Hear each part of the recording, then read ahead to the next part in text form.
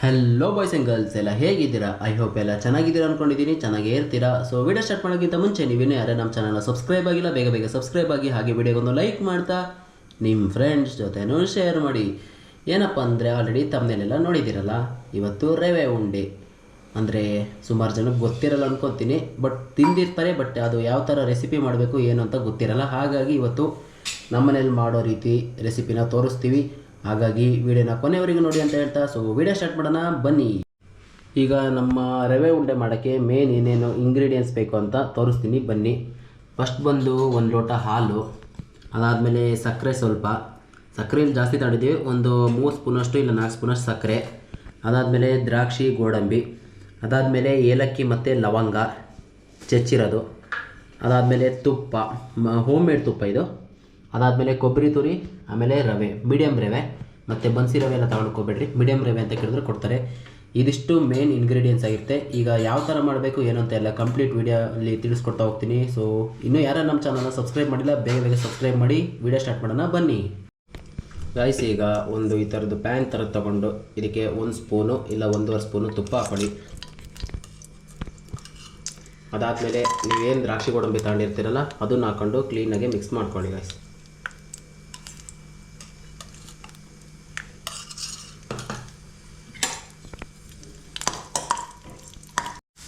ಈಗ ಎಲ್ಲ ಇದನ್ನು ಬ್ರೌನ್ ಕಲರ್ ಬರೋವರೆಗೂ ಸ್ವಲ್ಪ ಉಗುರು ಹಾಕ್ಕೊಂಡು ಈಗ ರವೆ ಹಾಕೊಳ್ಳೋಣ.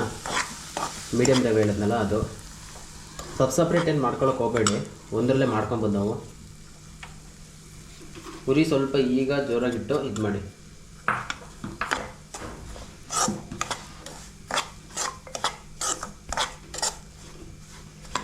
ಕ್ಲೀನಾಗೆ ಈ ಥರ ಒಂಚೂರು ರವೆ ಕೂಡ ಬೇರೆ ಕಲರಲ್ಲಿ ಇದಾಗಬೇಕು, ಟರ್ನ್ ಆಗಬೇಕು, ಅಲ್ಲಿವರೆಗೂ ಕ್ಲೀನಾಗೆ ಮಿಕ್ಸ್ ಮಾಡ್ಕೊಳ್ಳಿ ಗೈಸ್.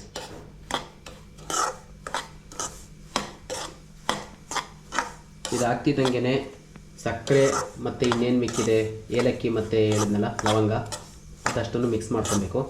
ಈಗ ಇದನ್ನು ಒಂಚೂರು ಬ್ರೌನ್ ಕಲರಲ್ಲಿ ಬರೋವರೆಗೂ ಮಿಕ್ಸ್ ಮಾಡ್ಕೊಳ್ಳೋಣ ಬನ್ನಿ. ಈಗ ರವೆ ಎಲ್ಲ ಗಾಯ್ಸ್ ಫುಲ್ಲು ಬೇರೆ ಕಲರಿಗೆ ಟರ್ನ್ ಆಗಿದೆ. ಈಗ ಸಕ್ಕರೆ ಹಾಕೊಳ್ಳೋಣ ಬನ್ನಿ. ಅರ್ಧ kg ರವೆಗೆ 1 ಕಪ್ಪಷ್ಟು ಸಕ್ಕರೆ ಹಾಕ್ಕೊಳ್ಳಿ.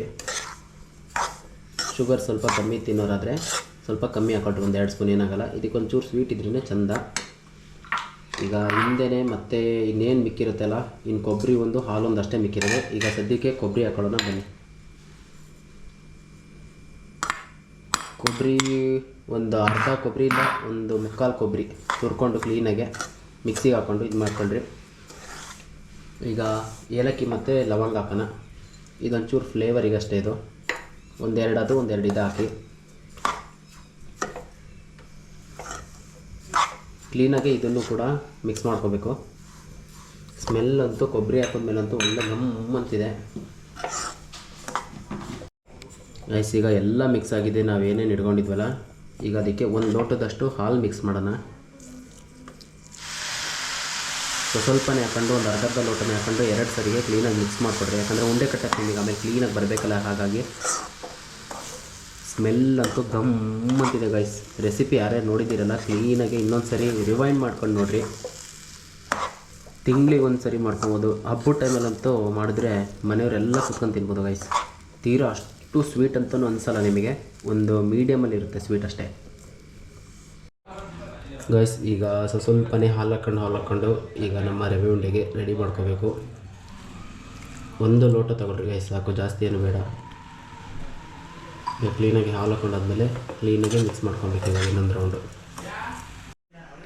ಗೈಸ್. ಈಗ ಎಲ್ಲ ಕ್ಲೀನಾಗಿ ಆಗಿದೆ. ಒಂದು ಹದವಾಗಿ ಮೀಡಿಯಮ್ ಫ್ಲೇಮಲ್ಲೇ ಅಂದರೆ ಸಣ್ಣ ಉರಿಯಲ್ಲೇ ಇಟ್ಕೊಂಡು ನೋಡ್ತಾ ಇದ್ದೀರಲ್ಲ, ಈ ಥರ ಆಗೋವರೆಗೂ ಕ್ಲೀನಾಗಿ ಮಿಕ್ಸ್ ಮಾಡ್ಕೊಬೇಕು. ಮಿಕ್ಸ್ ಮಾಡ್ಕೊಂಡಾದ್ಮೇಲೆ ಅದನ್ನು ನಿಮಗೆ ಯಾವ ಶೇಪಲ್ಲಿ ಬೇಕು ಆ ಶೇಪಲ್ಲಿ, ಅಂದರೆ ರೌಂಡಿಗೆ ಕಟ್ಕೊಳ್ರಿ, ಅಂದರೆ ಲಾಡು ಉಂಡೆ ಥರ.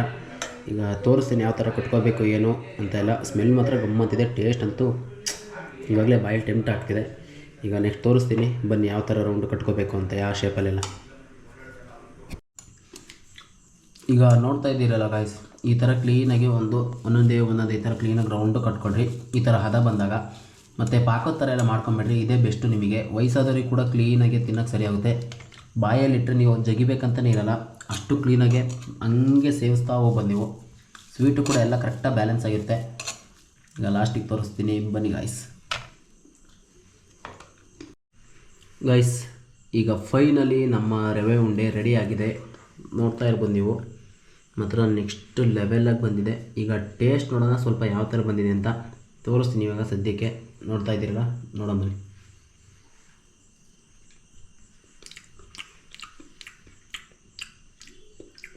ಸಕ್ಕದ ಬಂದಿದೆ ಗೈಸ್. ಇಡೀ ಒಂದು ಉಂಡೆ ಫುಲ್ ಹಿಡ್ಕೊಬೋದು. ಟೇಸ್ಟ್ ಕೂಡ ಸ್ವೀಟು ಎಲ್ಲ ಕರೆಕ್ಟಾಗಿ ಬ್ಯಾಲೆನ್ಸ್ ಆಗಿದೆ. ನೀವು ಕೂಡ ಮನೇಲಿ ಮಾಡಿಕೊಡ್ರಿ. ಹಾಗೆ ಮತ್ತೆ ನಮ್ಮ ನೆಕ್ಸ್ಟು ಕುಕ್ಕಿಂಗ್ ಬ್ಲಾಗಲ್ಲಿ ಪನ್ನೀರ್ ಕಬಾಬ್ ಮಾಡೋದು ಯಾವ ಥರ ಅಂತ ತೋರಿಸ್ಕೊಡ್ತೀನಿ.